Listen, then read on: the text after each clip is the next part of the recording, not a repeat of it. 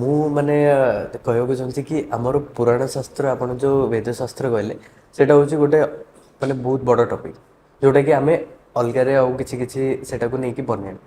ଆଜି ଆମେ ପ୍ରଥମରୁ ଷ୍ଟାର୍ଟ କରିବାକୁ ଚାହୁଁଛି କି ମୁଁ ଏଷ୍ଟ୍ରୋଲୋଜି ଯେଉଁଟା ଆମର ଆପଣ ଜ୍ୟୋତିଷଶାସ୍ତ୍ର ଅଛି ସେଇଟା ବହୁତ ଲୋକଙ୍କର କନଫ୍ୟୁଜନ୍ ଅଛି କି ସେଇଟା ମାନେ ଆକ୍ଚୁଆଲି ଖାଲି ଆମର ରାଶିଫଳ ବା ସେତିକି ସେ ବହୁତ ଲୋକ ସେତିକି ହିଁ ଜାଣିଛନ୍ତି ତାଠୁ ଅଧିକ ଜାଣିନାହାନ୍ତି କି ଆମର ଏଷ୍ଟ୍ରୋଲୋଜିଟା ଦୁଇ ଭାଗରେ ଦେଖାହେଉଛି ଯେଉଁଟା ଆମର ୱେଷ୍ଟର୍ଣ୍ଣ ଯେଉଁଟା ଇଂଲିଶ ଇଏରେ ଦେଖାହେଉଛି ଯେଉଁଟା ସେମାନେ ସନ୍ର ଯେଉଁ ରୋଟେସନ୍ ରହୁଛି ତାକୁ ନେଇକି କରୁଛନ୍ତି। ଆଉ ଆମର ଯେଉଁଟା ଇଣ୍ଡିଆନ୍ କଲଚର୍ ଯେଉଁଟା ଅଛି ଆମର ଇଣ୍ଡିଆନ୍ ଶାସ୍ତ୍ର ବେଦଶାସ୍ତ୍ର ଯେଉଁଟା ଆମର ତାକୁ ନେଇକି କରାହେଉଛି ସେଇଟା ଚନ୍ଦ୍ରକୁ ନେଇକି କରାହେଉଛି ମାନେ ମୁନ୍ର ଯେଉଁ ରୋଟେସନ୍ ଅଛି ତାକୁ ନେଇକି ଦେଖାହେଉଛି।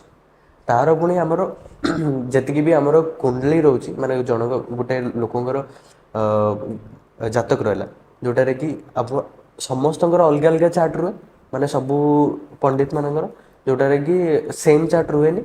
9ଟା ଗ୍ରହ 12ଟି ବକ୍ସ ସହିତ 12ଟି ରାଶିକୁ ନେଇକି କରାଯାଏ। ସେଟା ଗୋଟେ ଗୋଟେ ନୂତନ ଭାବେ ଜନ୍ମ ହୋଇଥିବା ଗୋଟେ ଛୁଆର ସେଇଟା କେମିତି ଆମେ ଫ୍ୟୁଚର ପ୍ରେଡିକ୍ଟ କରାଯାଏ କି ସେଇ ବକ୍ସ ଭିତରେ ଗୋଟେ ବକ୍ସ। ଦେଖ ଗୋଟେ ଭଲ କୋଶ୍ଚିନ୍ ପଚାରିଛନ୍ତି। ଏ କୋଶ୍ଚିନ୍ର ଉତ୍ତର ହେଲା ଯେଉଁ ପଚାରିଲେ ଜ୍ୟୋତିଷ ଜ୍ୟୋତିର୍ବିଦ୍ୟା ବା astrology. Actually astrology and astronomy ଜ୍ୟୋତିଷ ଶାସ୍ତ୍ର ଆଉ ଜ୍ୟୋତିର୍ବିଦ୍ୟା ଏ ଦୁଇଟାକ ଡିଫରେଣ୍ଟ ଅଛି। ଓକେ। ଯେମିତି କହିଲି ଜ୍ୟୋତିର୍ବିଦ୍ୟା ଗଣିତ ଫଳିତ ଭୂଗୋଳ ଖଗୋଳ ତାର 4ଟା ଅଙ୍ଗ ଅଛି। ଚାରିଟି ଭଲ ହଁ ଜ୍ୟୋତିର୍ବିଦ୍ୟା ଯୋଉଟାକ ଆଷ୍ଟ୍ରୋଲୋଜି ଯେଉଁ ଆଷ୍ଟ୍ରୋଲୋଜି ହେଉଛି ଗୋଟେ ଫୋରକାଷ୍ଟ ନିଶ୍ଚିନ୍ତ ମଣିଷ ଜୀବନରେ ତାର ଗୋଟେ ଭବିଷ୍ୟବାଣୀ ସେଠି କରାଯାଇଥାଏ। ଯେତେବେଳେ ପିଲାଟି ଜନ୍ମ ହୁଏ ଜନ୍ମ ଜାତକ ବୋଲି ଆପଣମାନେ ଜାଣିଛନ୍ତି। ହଁ ଯେତେବେଳେ ପିଲାଟି ଜନ୍ମ ହେଇଥାଏ ତାପରେ ତାର ସମୟକୁ ଦିଆଯାଏ କେଉଁ ସମୟରେ କେଉଁ ମାସ କେଉଁ ଦିନ ସେ ଜନ୍ମ ହେଇଛି କେଉଁ ସମୟରେ ଜନ୍ମ ହେଇଛି। ଆମର ପୂର୍ବରୁ ଆମର ସୂର୍ଯ୍ୟ ଉଦୟ ଅସ୍ତ ତେଣୁ ଆମର ଉତ୍କଳୀୟ ପରମ୍ପରା ବା ହିନ୍ଦୁ କଲଚର ଅନୁସାରେ ସୂର୍ଯ୍ୟ ଉଦୟକୁ ଉଦୟ ମାନେ ଆଜି ସୂର୍ଯ୍ୟ ଉଦୟ ହେଇଛନ୍ତି କାଲି ସୂର୍ଯ୍ୟ ଉଦୟ ପର୍ଯ୍ୟନ୍ତ 1 ଦିନ ଧରାଯାଏ। ଯଦି ଆମର ଆଜି ପିଲାଟି ଜନ୍ମ ହେଲା ତାହେଲେ ଆଜି ଯେଉଁ ତାରିଖ ଅଛି ସେହି ତାରିଖଟି ରହିବ। କିନ୍ତୁ ରାତି 12ଟା ପରେ ୱେଷ୍ଟର୍ଣ୍ଣ ମେଥଡ଼ରେ ରାତି 12ଟା ପରେ ଡେଟ୍ଟା ବଦଳିଯାଏ ଯାହାଦ୍ୱାରା କି 19 ତାରିଖଟା ଆଉ 20 ତାରିଖ ହେଇଯାଏ ରାତି 12ଟା ପରେ। ତେଣୁ ଆମର ଇଣ୍ଡିଆନ୍ କଲଚର ଅନୁସାରେ ସୂର୍ଯ୍ୟ ଉଦୟରୁ ଉଦୟ ହେଉଛି ଗୋଟିଏ ଦିନ ମାନେ ଆଜି ସୂର୍ଯ୍ୟ ଉଦୟ ହେଇଛନ୍ତି ସକାଳ 5ଟା 30 ଆସନ୍ତା କାଲି ବା ଟୁମରୋ ସୂର୍ଯ୍ୟ ଉଦୟ ହେବେ ସକାଳ 5ଟା 30 ଦେନ୍ ଗୋଟିଏ ଦିନ।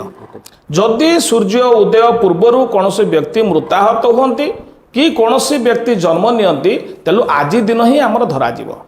ଏଇଟା ହେଉଛି ଇଷ୍ଟର୍ଣ୍ଣ ମେଥଡ଼ ବା ଆମର ଭାରତୀୟ ସଂସ୍କୃତିର ପରମ୍ପରା ବା ଆମର ଉତ୍କଳ ପ୍ରଦେଶର ପରମ୍ପରା ଇଏ ପ୍ରକୃତ ପରମ୍ପରା ଯେ ସୂର୍ଯ୍ୟ ଉଦୟ ପୂର୍ବରୁ ଜନ୍ମ ମୃତ୍ୟୁର ହିସାବ ଆମର କରିଥାଉ।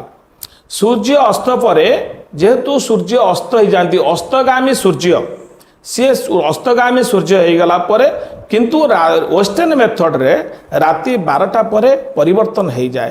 ତାଙ୍କର ଚନ୍ଦ୍ରଙ୍କୁ ନେଇକରି ସେମାନେ ମଧ୍ୟ ତାକୁ ଗଣନା କରିଥାନ୍ତି। ଆମେ ସୂର୍ଯ୍ୟଙ୍କର ଗଣନା କରିଥାନ୍ତୁ ସେ ଚନ୍ଦ୍ରକୁ ନେଇକରି ଗଣନା କରିଥାନ୍ତି।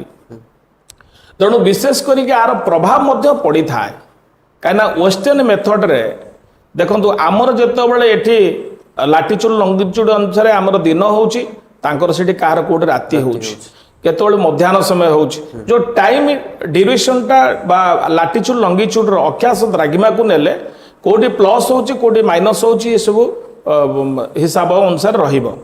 ସେଇ ଅନୁସାରେ ଯେତେବେଳେ ପିଲାଟି ଜନ୍ମ ହେବ ତେଣୁ ପିଲାର ଜନ୍ମର ଯେତେବେଳେ ପିଲାଟି ହେବ ତାର ଜାତକ ଅନୁସାରେ ଗ୍ରହ ନକ୍ଷତ୍ର ପ୍ରଭାବ ପିଲା ଉପରେ ନିଶ୍ଚିତ ଭାବରେ ପଡ଼ିବ। ସେ ପିଲାଟି କେମିତି ହେବ କ'ଣ କରିବ ଯେତେବେଳେ 9ଟି ଗ୍ରହ ଅଛନ୍ତି ରବି ଚନ୍ଦ୍ର ମଙ୍ଗଳ ବୁଧ ବୃହସ୍ପତି ଶୁକ୍ର ଶନି ରାହୁ କେତୁ ये 9टी ग्रह सांगे गोटे लग्न भाव अच्छी लग्न भाव हूँ गोटे समय कुंडली चक्र भितर 12टी ग्रह 12टी घर अच्छा 12टी घर भितर मेष ठार मीन पर्यटन द्वादश राशि गृह अच्छा से द्वादश राशि गृहर प्रत्येक घर अधिपति ग्रह अच्छा से अधिपति ग्रह କେଉଁଠି ରହିବେ ଜନ୍ମ ଜାତକରେ ସେଟା ନିର୍ଣ୍ଣାୟକ ସ୍ଥିତିରେ ଆମେ ଯାଉ